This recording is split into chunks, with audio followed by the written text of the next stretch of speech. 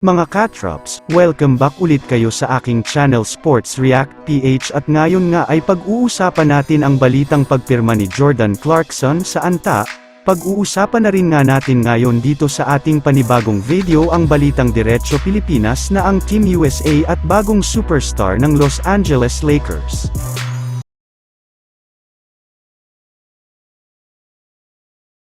Bago pa man na nagsimula ang closed door exhibition game ng Gilas Pilipinas kagabi kontra sa Montenegro ay may lumabas na balita na pumirma na nga daw po ng kontrata ang ating naturalized player na si Jordan Clarkson sa Anta para suotin niya ang sapatos ng mga ito sa darating na 2023 FIBA World Cup.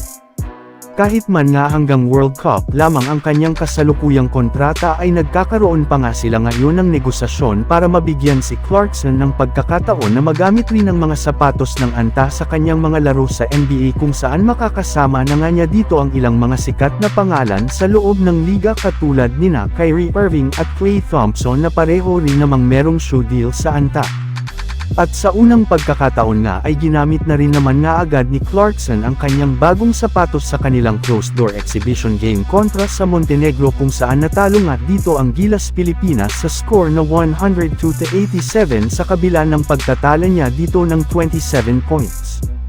Kaya katulad nga ng inaasahan, binabatikos na naman nga ating Gilas Pilipinas lalong-lalo na ang kanilang head coach na si Chot Reyes.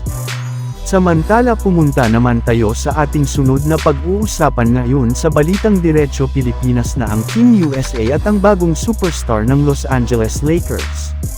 Matagumpay nga mga katrops, na tinapos ng Team USA ang kanilang FIBA World Cup tune-up games matapos silang makapag-comeback sa kanilang laro kontra sa Germany sa score na 99-91 sa pamunguna ng kanilang mga players na sina Anthony Edwards na kumuha ng 34 points at 6 rebounds sa kanyang 11 out of 20 shooting, Tyrese Haliburton na nagtala ng 16 points, Jaren Jackson Jr., na kumuha ng 7 points, 8 rebounds at 6 blocks at si Austin Reeves na kumana rin naman ng 16 points, 1 rebound at 1 assist at 3 steals sa loob ng 18 minutes niya na playing time.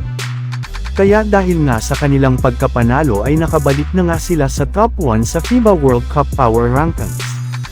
At kasunod nga mga katrops, ng pagtatapos ng kanilang mga ginawang exhibition game sa Abu Dhabi ay didiretso at babiyahe na nga po ang buong Team USA papunta sa Pilipinas ngayong araw, August 21 at inaasahan nga na makakatungtong sila sa Pinas bukas August 22 upang simulan muli ang kanilang mga ginagawang practice.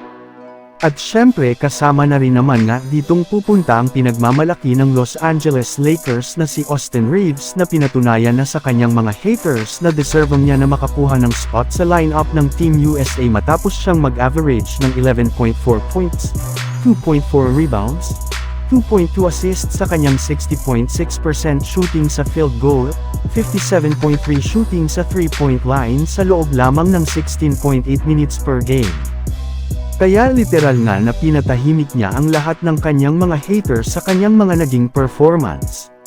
So yun lang nga mga katrops ang handog ko sa inyong storya ngayong araw. Sana nag-enjoy kayo. Please like and subscribe my YouTube channel Sports React PH para sa iba pang storya at update patungkol sa NBA. Kita-kits muli sa ating susunod na video.